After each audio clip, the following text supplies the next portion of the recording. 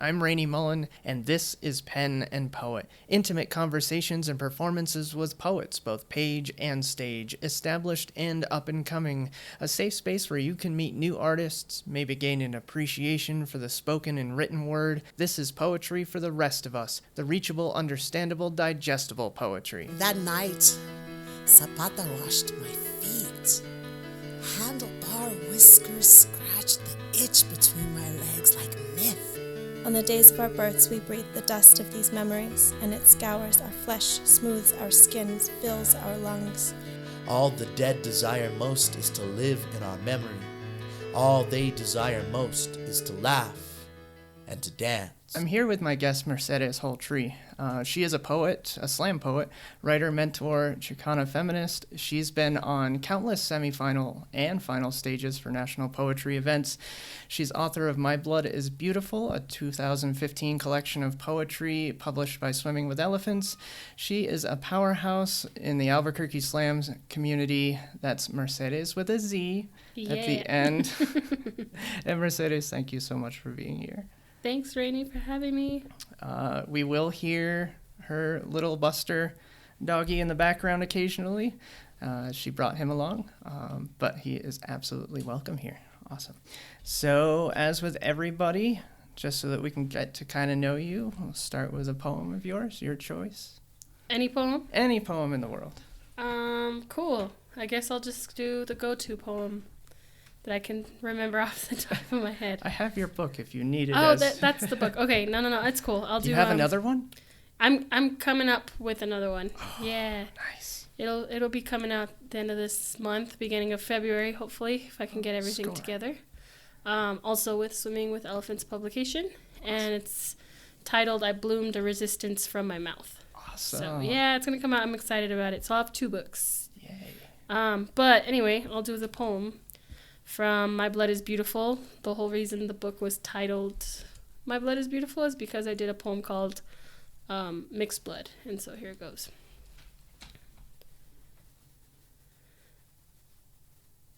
The old man from the coffee shop asks for my name. I write Mercedez Holtry on a piece of paper. He stares at it. Holtry, huh? If you're Chicana, how did you end up with the German last name? Ah, you must be a coyote. A child of mixed blood. What he means to assume is you must be a bastard, a mutt, mongrel, vagabond, impure, complicated, messy, messed up, a monstrosity. You're one of those people, huh? Your parents are 2 opposite flavors and swirly fucked you into existence. You're all Spanish accent and light skin, all long dark hair and freckles, too ghetto for AP placement, not brown enough to be called Mexican. You were that kid, I bet. Always having to prove your split tongue, always having to hear whispers about the skin you're in, the assumptions about where your blood comes from. Sangrona, the brown girls would say. She thinks she's all that 'cause she's half white, talking smack in Spanish as if my grandmother never taught me how to cuss in our native tongue, answering questions like, you know Spanish, are you Spanish, what about Hispanic? You kind of look Latina, there's no way you're Mexican, you look white to me. If you're white, why do you pretend to be brown? You know Mexican's not a race, right? What's your dad? Your mom's from Mexico? Eventually. The questions and assumptions write themselves into a history lesson. My blood is the story of 9 million Americans who, like me, check the other box on the census. I am the walking definition of rape, kill, and conquer, birth from oppress and oppressor. I am Aztec indigenous woman and Spanish conquistador. My ancestors were the ones mistaken for white gods and also the ones enslaved into patriarchy. I am part recognize your privilege and never forget your struggle part. Mexican mother and American father part, traceable to the root in part accepting the unknown. In the 17th century, the system of castas was based on the accepted knowledge that the character and quality of people varied according to their birth, race, color, and origin of ethnic types, and soon every name they call you only places you back on the list of social stratification. Mestizo, castizo, Spaniard, mulatto, morisco, albino, torne, atrás, lobo, cambuja, albarazado, baracino, coyote, chamizo, coyote, mestizo, ahí, de estas. They all translate to mixed blood. Blood that is not pure. You you are not pure, the old man tells me with his face. America loves pure, and you are messy, different, disordered, brewed, kneaded, and fused together. I nod my head proudly as if to say, yeah, I'm a walking history lesson, proof that we all come from the same tree, but eventually outgrow our roots. So yes, I'm a mix of things, but what I am not is an identity crisis, some kind of chemistry experiment, America's ignorant assumptions about who I am and what I feel. My character belongs to me. My identity belongs to me. My blood belongs to me. And I'll be damned if anyone calls my blood anything but beautiful. Thank you. Thank you. And I know I say this to a lot of folks, but I always want to do the whole snapping thing while folks are doing it, and I hold back. Yeah. I'm glad you started with that one, because I wanted to chat a bit about that, because coming from, well, basically a guy who has been pasty white his whole life, it was strange for me to learn that, you know, not only you kind of get played on both sides of the coin, where right. You've on the one hand, half of America just sees you as Mexican and that's the end of it, and it seems like you're actually kind of getting it from a lot of the Hispanic culture just because you're of the whiter brand and certainly your last name. Right. So yeah, chat a bit about that. I feel like the identity of being Hispanic, and I say that with air quotes, that comes with a lot of problems. It's kind of a problematic identity because it's not really specific in what region you're from or what language or dialect of Spanish you speak or where your ancestors came from, both indigenously and colonial. And so the term kind of lumps everyone together who is who identifies as such, right? And the truth is that we're mestizo, meaning we're very mixed. There's so many different bloodlines running through this group of people that's identified as Hispanic. And if you ask someone, like, you know, what is your identity or how do you identify? And they tell you Hispanic, they're more so leaning toward the identity of being Spanish or Spaniard, or leaning toward kind of fitting in more with the more whitewashed identity of being in New Mexico, I guess you could say. And in Chicano studies, we learn that to be of a mixed heritage is to be mestizo, meaning that not only do we have Spanish blood because the Spanish colonizers came and colonized all of the Americas, they took and stole land and raped and murdered the women and, you know, took the children and the gold and the resources. But we have Aztec or Mexica or indigenous blood, right? And so the mix of that is also very important to the identity. Not only that, but you have to think there's also a whole nother side of African blood because they brought Africans along with them. And so the history of the land here in America and Mexico and South America is really complicated, as you can see. And Hispanic just doesn't really cover that blanket of diversity. I mean, you have Cubanos, you have Puerto Ricanos, you have all the South American countries, you have Mexico, you have the southwest of America, which used to be Mexico. And so there's so many different identities. And when you call someone Hispanic, you're not really necessarily paying respect to their actual ancestor. You're just kind of, it's like lumping them together. You know what I mean? And so growing up, I never really knew what to call myself because was I Hispanic, which would be more of a accepted identity in America, being Latino or being Chicana? Do I call myself Mexican because my mom is from Mexico and my grandparents raised me? Do I call myself half and half? Like what right terminology is there when you're kind of on the border, right? And you're on that borderland. Like Gloria Anzaldúa said, you're traveling borders here, and they're not just physical borders like America and Mexico.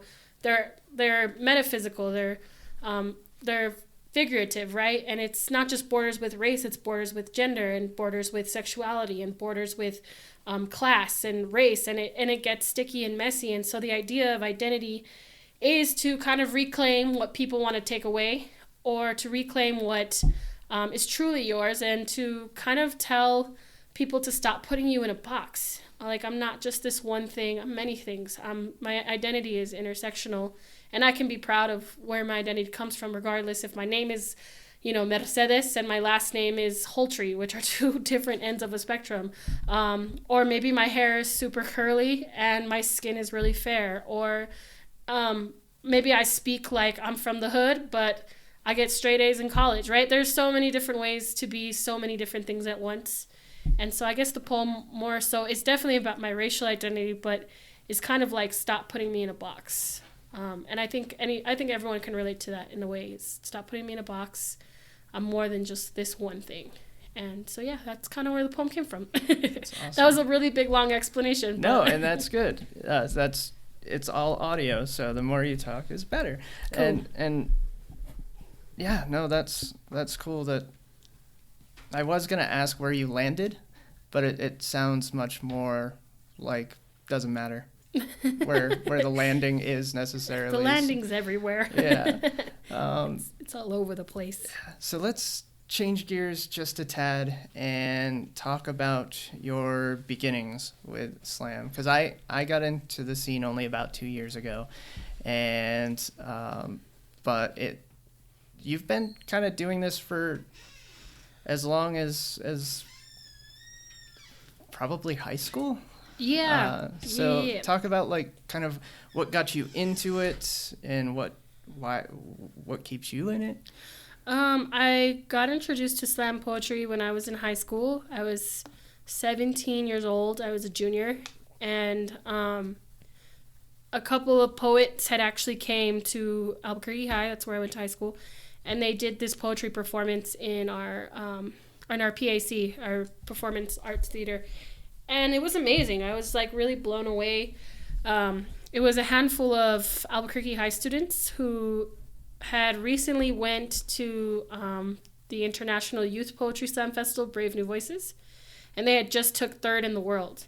They were the 2010 team, and they were a lot of them I'm really good friends with. So Olivia Gatwood, Reed Bobroff, Reed Bobroff, Khalid Bensuni, Faustino Villa, and Eva Marisol Crespin, who is like my best friend now. And so when they came and did poetry at Albuquerque High, I was like, whoa, I could totally do what they're doing. I know I can. And along with them were like some of these really big slam kind of legends here in Albuquerque. Ken Rodriguez, Christian Drake, Damian Flores, Jessica Helen Lopez, Joe Romero.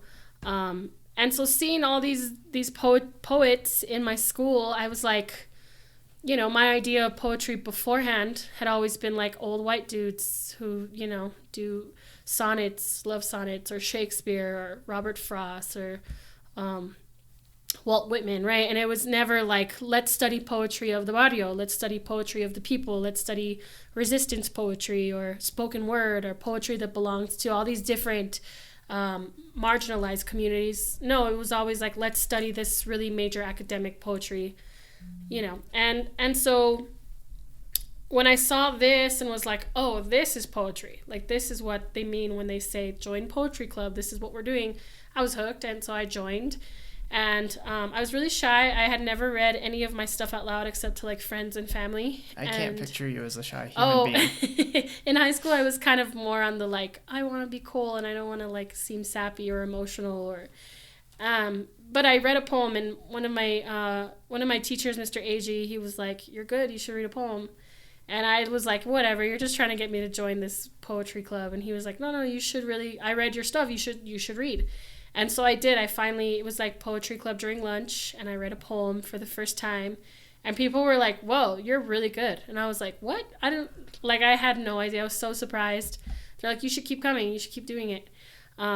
And I was kind of scared because at the time, Eva, who is one of my best friends, she's in the poetry scene as well. She is kind of like the head cheerleader of poetry club.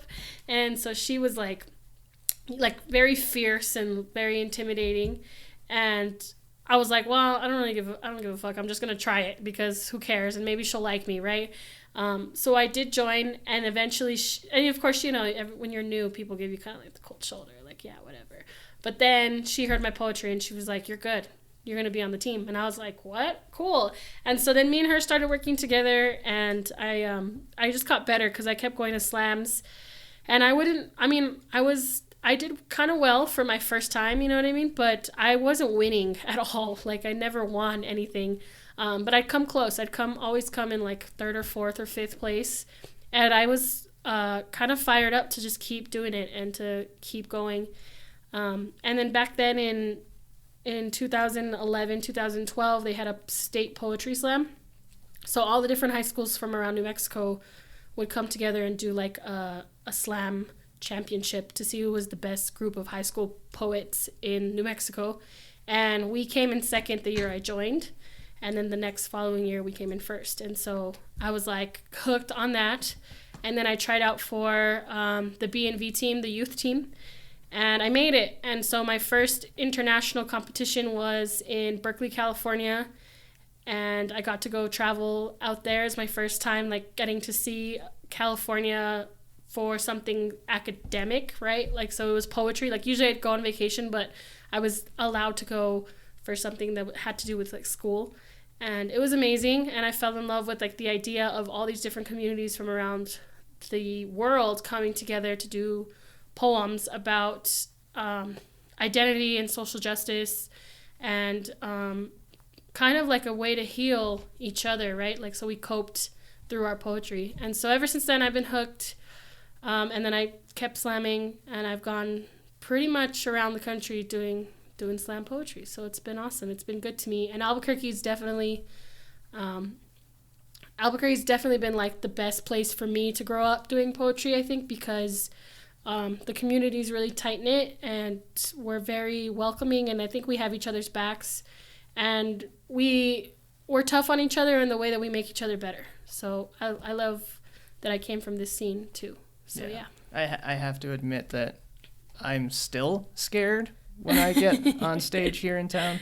But yeah. No, you do good though. You hold your own.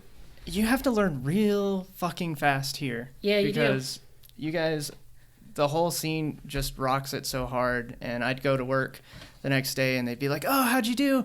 I was like, I barely made it to the second round and that was it. Oh, I'm sorry. I was like, are you kidding me? Like, that was good. No. Yeah. Like So the fact that I did well at all. Yeah. No, it's a tough crowd, but you learn real fast. You do. You learn super fast. Yeah. Let's see. You had mentioned that you kind of gravitated towards slam poetry primarily, I assume, even now. So outside of the folks who got you into it, who are kind of the folks that you look up to? In the slam poetry scene? as a larger scene, not necessarily not just Albuquerque. Yeah. That's a great question. I think I'm more so impressed by because I mean, like, let's be honest, there's a lot of really awesome poets out there, and there's a lot of really big names out there, and that's great.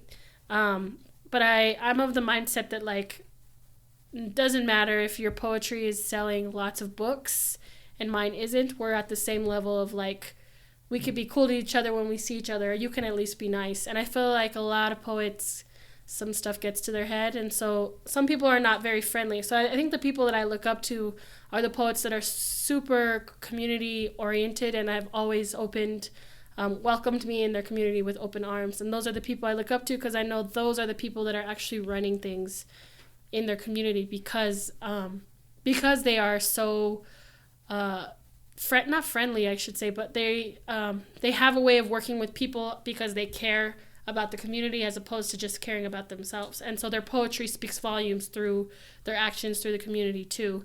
And I think that's what I look up to more, in a sense, as opposed to just having like really awesome poetry. So some of those people would definitely be, I would say, like Logan Phillips out in Tucson. He's one of my favorite mentors. Merlin Hepworth in Phoenix. They're a bit more in the older part of the game. Like, you'd have to go. They weren't on Button. They're gonna be mad at me for saying this, but they're not. They're not on, like, they were before Button came along. But they really kind of raised me up too. And then I would say Angelique Palmer out in DC, because when we were together on the WALP's final stage, she was like one of the only people that were super nice to me backstage. Everyone else was kind of like in their own head trying to do their poems and compete and be competitive. And she was like, nah, you're fire. Like, you got it. And that kind of stuff matters. Like, I remember that kind of stuff. So definitely Angelique Palmer. So many people. Desiree Del Giacomo out in New Orleans. Or out in Baton Rouge, I should say, not in New Orleans. Is she the lady? I think she actually co-hosts another podcast. She might, yeah. She's called all over. Drawl. Yeah, she's probably all over the place. So Yeah. I wouldn't doubt it. But she's always been dope. I'm trying to think of more people. I know some. It's like you know so many people, and then like when the question comes, you're like, I don't know. Carla Cordero in San Diego. She was always really awesome. Yeah,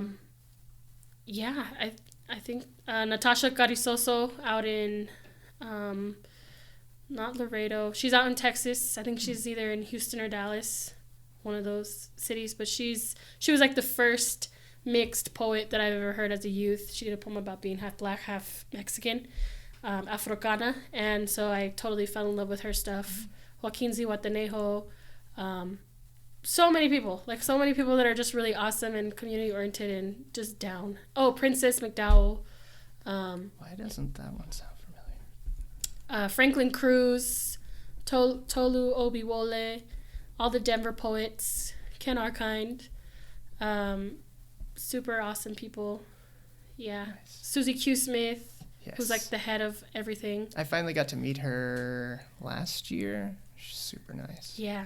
They're all awesome people. Really awesome people. So, Yeah. cool. No, and I mostly asked that question of everybody just because this is kind of an attempt to kind of bridge the gap between the academic poet and the performance poet. Yeah. Because I don't really see a whole lot of difference, but I know, at least for me, and it sounds like you too, when you see the average academic poetry, either I don't understand it or I just don't like it. But I've gotten better at trying to like it, but just kind of trying to bridge that gap so I have folks on here who are more academic poets. So I like to ask that question just because if you're of the other mindset, hey, these are folks to kind of go check out, to kind of definitely. be the in for that sort of thing. Academically, I'd say Gloria Anzaldúa, Sandra Cisneros, Chicana writers, which are kind of like right up my alley. Nice. Those are definitely people or poets that I look up to. Nice. Academically, I guess. I actually just got into, I think she's Native American, Tanea Winder. Mhm. Oh my gosh. Yeah. I'm actually having her on Fierce. next month, and Oh, she's cool. She's awesome. going to be the first person that actually has her own Wikipedia page that That's I'm going to be dope. talking to. Awesome. But That's I so fell in awesome. love with her stuff. Like, I bought her book because a colleague of mine at work actually knows her, worked underneath her in creative writing class, and she's like, oh, you should check this out. And I have to say, she may be my new favorite poet after reading that perfect. book. She's amazing. She definitely should be like a lot of people's favorite poet. Really. Well, you talked about you got your start in school, and I know that you've done school performances since then. Like, you've been that group that's gone in and tried to get folks interested in that sort of stuff. So talk about that a little bit, and what some of the reactions are from either the students or the teachers or maybe even the parents. Oh, that's a good question. I mean, ultimately, I think students and youth are very receptive to what poetry has to offer. I think they see someone up there doing a poem, and it, like I said, it has really nothing to do academically with what they're studying in class, but it's more about how they're identifying with the person on stage. And so they right away connect to it because they're like, hey, I'm also, Chicana, and I'm also a woman, and I'm also LGBTQ, and I'm also this, and I'm also that, right? And so kind of seeing the not normal stereotype of a poet going up there and being like, hey, I am who I am. This is my story. You don't have to be ashamed because I'm up here doing my thing. Students kind of really take a hold of that, and they hold on to it. And then the ones that are really passionate about it, they show up. And you'd be surprised because sometimes you don't think students are listening, or youth are even listening. You're like, they're high school. They probably don't care. But no, they do. They write the poems and they perform them, or they'll ask you, can I share this with you? And you're so surprised because you're like, I never thought me doing what I do, saying my story, would ever inspire someone younger to come and do the same thing. And so that's a really awesome feeling when that happens. And so I've been teaching poetry for at least 4 years now. And when I first started, I was super scared because I didn't know if I had like the right tools to be a teacher per se, like to teach a classroom. I didn't know if I fit in that classroom environment, and to the quite opposite of what I expected, it was awesome. Like the students really loved the non-traditional vibe of teaching in a way that kind of encourages them to be themselves and not necessarily follow a curriculum or a standard or reach a goal. More so like, these are your own goals you got to make, and if you can reach them on your own, that's awesome. I'm giving you the tools and the exercises and the prompts and the encouragement that you need. Go on from there. And so that kind of independence, I think, in the classroom works really well too. I've only ever had, well, no, that's a lie. I've had a couple of complaints. I've had a couple of complaints where the more conservative parents are concerned about the material I'm teaching or the poetry I'm performing for the students, because it can be super controversial. It can be really political.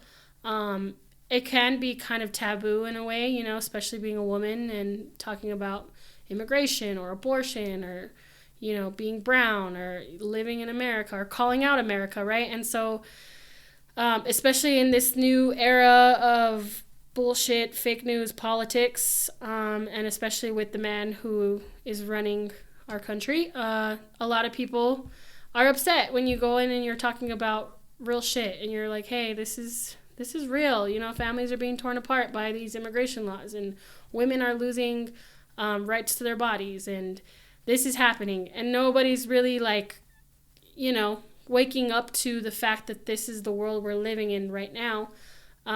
People get upset. So I've had a couple of parents complain about that, but I've always been professional enough to work around it and to stay true to my art, while remaining kind of fair in like a business situation, because it's a business ultimately, and, you know, if they're paying you to, like, you know, keep it non-political, the best way to do that, I think, in my opinion, is to stay true to your art, and tell the students, hey, I'm not trying to make you think how I think. I'm just giving you my honest opinion. You're allowed to write about whatever you want. I'm not going to censor you, right? And so kind of finding a loophole around that condition or that circumstance. Other than that, I've had really awesome experiences in all the classrooms I've ever visited, and I've taught anywhere from middle school to college. So it's been kind of crazy. Yeah, and it's been awesome because I feel like I've accomplished a lot in that area, and so it makes me proud of myself, which I think people need to do more often, is feel proud of themselves and admit it. And so I'm working on that too, where I'm like, okay, give yourself some credit. You've done really well in this area. So yeah. And you get paid to do poetry, so yeah, what the hell? Yeah, exactly. None of us get paid to do poetry. How about another poem? Sure. I'll do a new poem. Sweet. New shit. This is actually, I've never performed this in front of anyone, so nice. You should be honored. I am. Woohoo. I love it. Cool. It's untitled because I kind of just wrote it, but here it goes. My cousins think feminism is bullshit. You silly women, you, with your feminist t-shirts and your unshaved bodies and your demand for equal pay. Don't you know that women in Africa, women in the Middle East, women in South America are being murdered and raped, and you're over here crying for equality? You live in America where you are safe, so why can't you just be grateful? And I wonder if they know about the murders in 2009. 11 bodies were dug up on the West Mesa of Albuquerque, all of them women. If you're quiet enough, you can still hear them crying for help. Do they know about the girl who was shoved into a wall behind a soda machine at the Sunshine Theater? Her murder sexually assaulted her and then strangled her to death. Do they know about the UNM student who was kidnapped by football players? They locked her in a car and took turns raping her body. And this makes me wonder if they know about my own shame. When the Me Too campaign surfaced on social media, I wanted to post about the time I went to an after party where I danced with the college boy. His hands kept sliding to the inner of my thighs, and then he grabbed me by the pussy, and the more I pushed his hand away, the more he kept grabbing. But instead of posting Me Too, I did what the men in my family expected me to do. I told no one. I brushed it off like it was no big deal. I blamed myself for what I was wearing and how I was dancing. I thought about all the women in the world who were murdered and raped for no reason and thanked my lucky stars that my body was only partially violated. After all, I live in America where I am safe. Like, never mind that there are over 10,000 rape kits sitting in evidence collecting dust across the United States, or that the president is every nightmare I've ever had about the boy at the college party. And somehow, the conversation always leads back to feminism being solely about pay gaps and glass ceilings and nothing to do with the reclamation of my body and how I will protect it from being up for grabs because nobody owns me and I owe nothing to nobody. Regardless of being a safe American woman, I owe America not a damn thing, especially not my gratitude. I owe my gratitude to myself for being strong enough to know I am not responsible for the actions of shitty men. Don't wipe your ass with my feminism. My feminism will never accept America's excuses for treating women like they are disposable. Women are not disposable, not here, not in Africa, not in the Middle East, not in South America, not anywhere. So stop looking at us like we should be grateful, like we owe you a thanks for not being a rapist or a murderer. We don't owe you shit, and you don't own us. Thank you. Wow. Thank you. Now, at risk of being that guy, I'm going to ask the question anyway. Why so political? Why so political? Because I think politics kind of is involved in everyday life, whether you want to admit it or not. The rules set forth by the people who govern you kind of affect everything. And the more privilege you have, I guess maybe the less affected you are by it. But I feel like when you're a woman and your family is immigrant and you kind of have to live by those two things, everything affects you, from healthcare all the way down to the water you're drinking and the neighborhood you live in and your mom's 401k and your father's will and, you know, the car your brother drives. Like, everything is so affected by the way we live in America. It would be foolish to not be political, I feel like. And I'm not saying like all poets need to be political. That's definitely not the message here. I just think that when people ask me why so angry or why so political or why so driven to that angle, I think it's because it affects me and it pisses me off when shit is not fair for millions of people because a set of, you know, white politicians make it a certain way to where people of color or women or LGBTQ can't live the full life that they need to live. And I think that's why poetry, in a sense, should be political, to call out the bullshit. And so, yeah. Does that answer that question? I don't know. It does. And I've wanted to ask that, not because damn it, I need to know why you're being all angry, but mostly because it's weird for me. I have a master's in political theory, but I never write political poems, and I have no idea why. Like, it's not where my brain goes when I sit down and write poetry.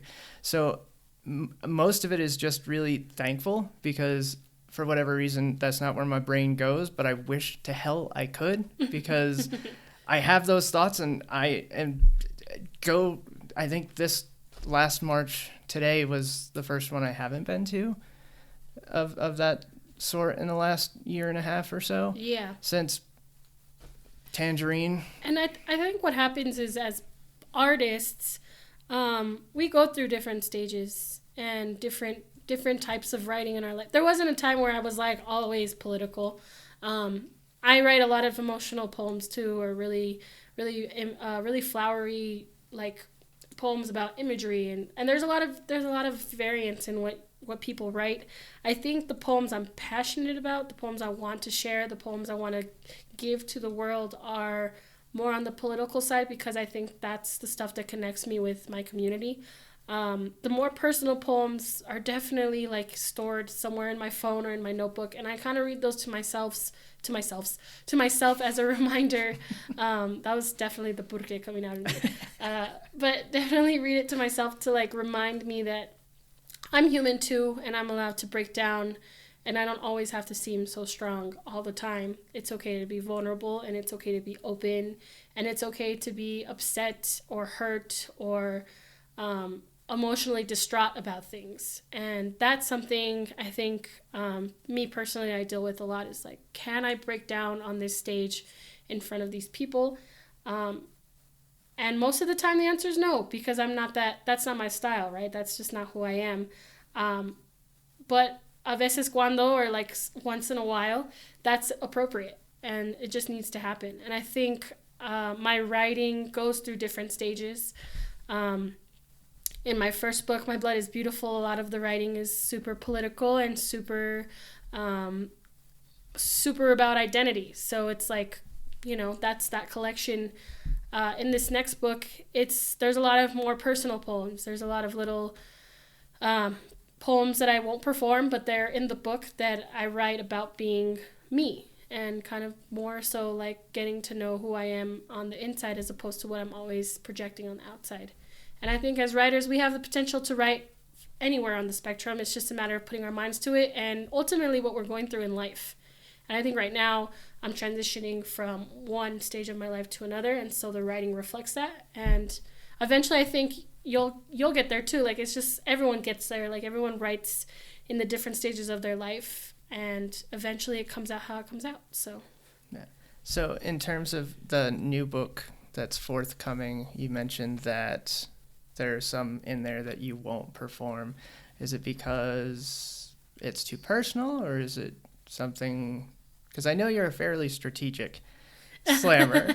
In a slam, I think they're more poems for me to not necessarily worry how they do in a slam setting, because they're not going to be honored fully in that way. And that's just kind of the truth. So, I mean, I could ultimately use them for slam, and in my own strategic head, they won't do as well, because they're not poems that I'm passionate enough about winning.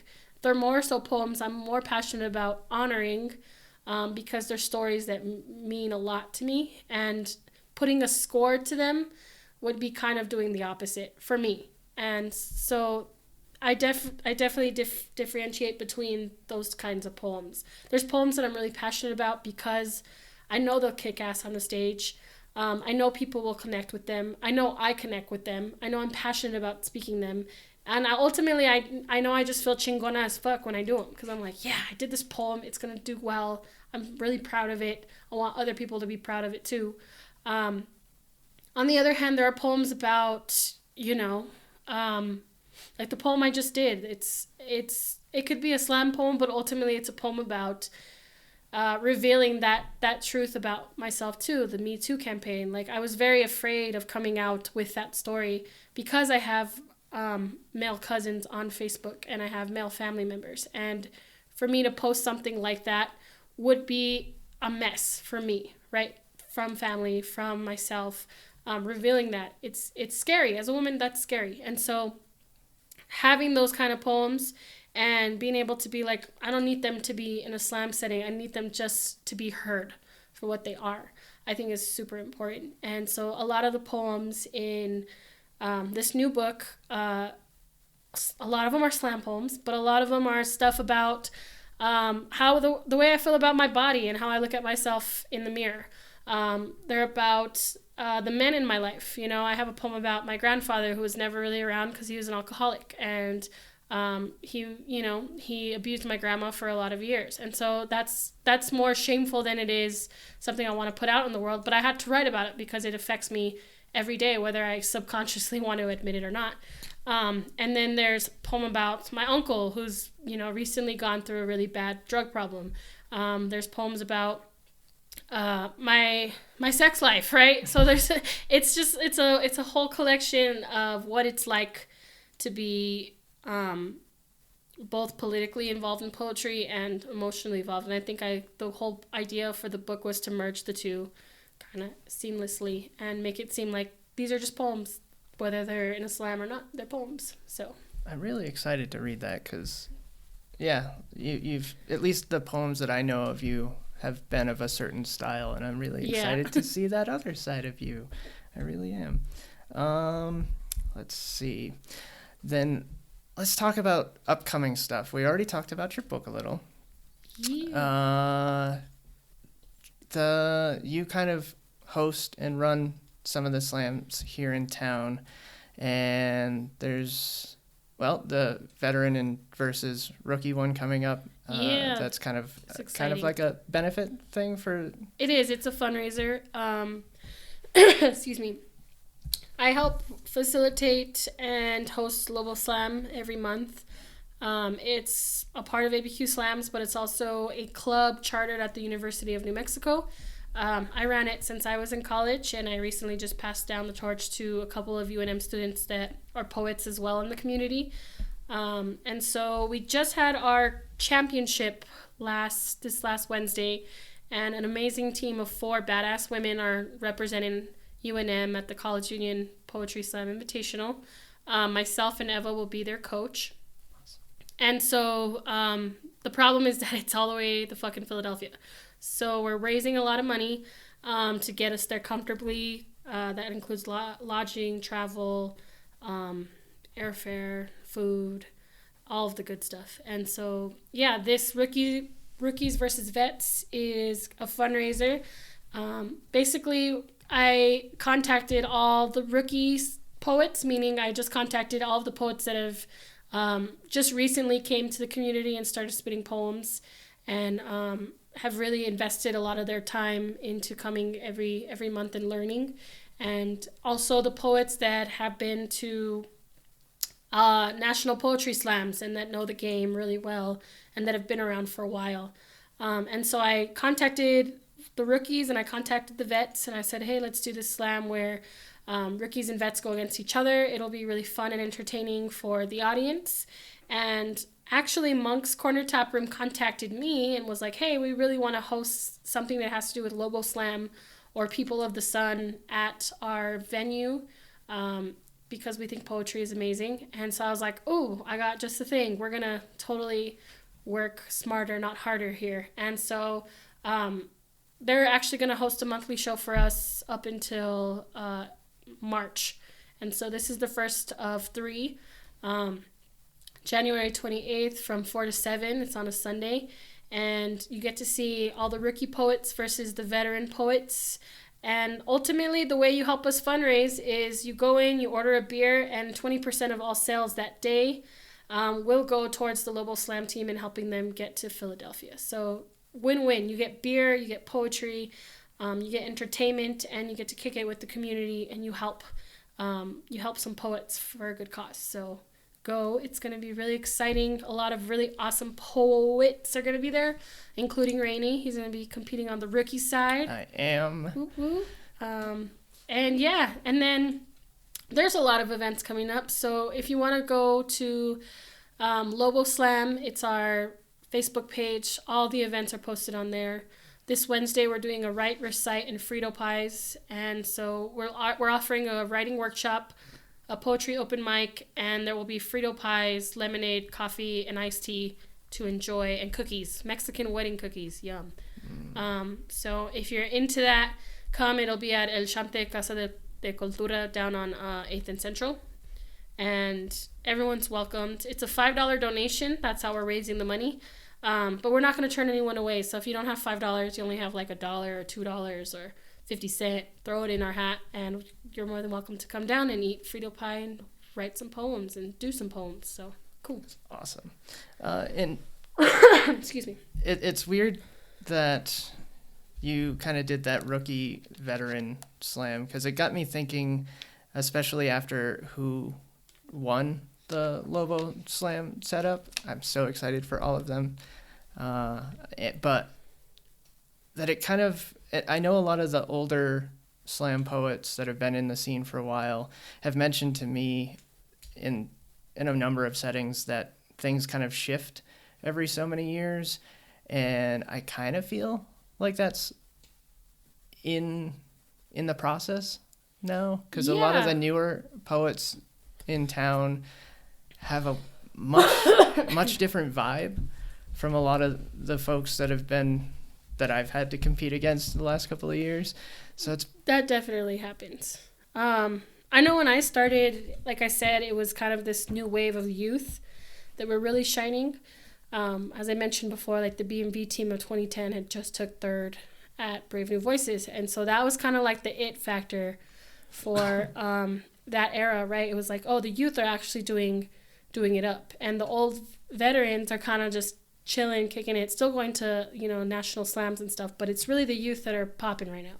And so that was kind of the era I grew up in, where it was like youth are coming up. But at the same time, I was slamming against like Jessica Helen Lopez and Damian Flores and Cuffy and, all these really big Carlos Contreras and Hakeem Bellamy. And so coming up in that, you're kind of thrown with the sharks, right? You're kind of like, whoa, where do I even start? And then eventually these people get more responsibilities as far as running a community. And a lot of them become organizers, and they become teachers, and they become poet laureates. And so the torch gets passed down in a way to the people that were coming up. So I automatically got a hand in what was going on with the slams. And so now I run one of the monthly slams that has been running for close to like 20 years now, right? And so I guess my advice would be, if you're a rookie and you're invested in what this community has to offer, don't stop coming because you don't win, right? I think a lot of people come into slam, and actually this happened the other day. I witnessed it firsthand, but they come into slam and they're automatically discouraged because they didn't win, first place in the first time that they've slammed, or nobody came up to them and said, oh, that was a really good poem. Like, that's a part of an entitlement problem, right? That's a part of something that, like, people, like, look, you're coming to an open mic, and ultimately you're coming to a competition. And if you don't want to play the game, don't play, right? Because this is ultimately a game. People are competing to qualify so that they can go represent Albuquerque on a national level. And a lot of people get upset because it's like, oh, I'm not winning, or I don't know what to do, or I need help. And it's like, there's help. There's writing workshops. There's people in the community that have classes at the university or at CNM, or they're actually giving free workshops every Saturday to improve. There's open mics. There's ways to better yourself, right? There's always ways to improve. And this is what I tell people, like, you can't get upset that you're not winning. You just have to want to get better and find those resources, because ultimately the people that are organizing this don't owe you a session or a workshop. They're already busy hosting space for you to come speak your mind. They're already super busy in the community organizing and running things so that you can come monthly to do your thing and to read your poems. It's ultimately up to you to want to get better. And I'm just saying that as someone who's in slam. Now, if you're just coming because you love poetry, you love the idea of people being able to speak their mind freely, you love the community, everyone's really friendly, then yeah, keep coming and doing the poems that you're doing. But ultimately, if you want to come and do well in a slam strategic way, don't get discouraged. Just keep coming. Those doors are going to open up to where you're gonna do great. You're gonna be fire, right? You just have to want it. You have to work for it. And that's what I tell the college students all the time. Like, you might not be winning right now, but I guarantee you, wait a little bit. That era is gonna shift to where they're like, oh no, you're one of the best people that we know. Come slam, right? And that's how it happens. You know what I mean? And I think with the rookies that I asked, all of them, including yourself, I've seen shine on a really awesome level, of where, like, it's not just, hey, I'm talented at this poetry thing, but it's also like, hey, I've persevered and I've I'm consistent and I come and I show up and I'm here to do my thing. And those are the people I wanted in this slam, because I'm like, these are the people that are going to take this serious and they're going to make this an awesome show. And so, yeah, that's that question. Nice. And I think that speaks volumes to, yes, it's a competition, but we're not really here to beat each other up. It really is kind of a family. Yeah, it's a learning experience for sure. It's a learning environment. And people have each other's backs. Like I said, that's the best thing about Albuquerque and the poetry scene, is that once we know you, you're in this community and we have your back. And that doesn't mean that you're not going to get called out for things, right? Because we hold each other accountable in this community as well. But it ultimately just means like, hey, I see you and I recognize you, and you're always more than welcome to come to any of the shows to do your thing, and always more than welcome to ask for help. Always more than welcome to host a podcast and invite people. Like, right, that's community right there, and that speaks volumes for itself. Yeah. So before we get into maybe one more from you, is there anything that we haven't talked about that you want to hit on? I'm going on tour in March. My first poetry tour by myself. Nice. And I'll be hitting the Pacific Northwest. I recently kind of signed with Sugar Booking Entertainment. Awesome. And they're like a new, fresh agency that is super artist-oriented. So I'm excited. I'm going to be on tour selling my books, and kind of just doing the thing up. So it'll be fun. Cool. And by the time this episode airs, hopefully you'll have some dates, and I will put those in the liner notes and all the fancy bits. Awesome. Cool. All right. One last one from you, and then we'll do our icebreakers. Yeah, let's do it. Sweet. Cool. I'm going to do another one that's in the book.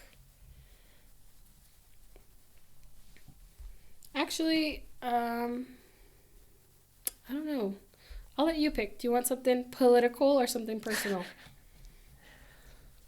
I kind of want personal. Okay, cool. I dig your political stuff. That question was not meant to be like, why are you so angry? It's much more of a... No, I got you. Yeah. Cool. For the longest time, it was a family tradition to load the back seat of your Cadillac with an extra large pot filled to the brim with chatas tamales and a couple of 12-packs of Cokes. Park on the opposite side of the shelter and feed the homeless. We're hooking these fuckers up big time, you'd say. Shit, it's cold out here and some of these fools are probably starving. Hey, when I'm down, mija, but when I'm up, it feels good to give, you know what I'm saying? Back then, you were 40 pounds overweight, running a family business, and you knew the streets couldn't claim you even though they had tried. You cheated death before, slipped your way out of a prison sentence, hustled the American dream. You always called it the life of a gangster. We just knew you as uncle. Goofy and dramatic, payaso, but with you, we always laughed till our bellies ached. Tamales, come get your fresh tamales. And the man with 2 missing front teeth and no shoes asked, for free? Feliz Navidad, brother. Stay off them drugs. And most of the men we fed took the food without so much as a thank you. You explained to the 5 of us, when your mind's fucked up on drugs, there's no such thing as gratitude, only survival. We must have handed out 100 tamales. Everybody's got to unwrap something for Christmas. As you drove the wrong way down a one-way in Old Town, bumping Rick Ross and SPM, all of us laughing as you cussed out the cars for cussing you out for going the wrong way. And this is how I remember you. This is how I will always remember you.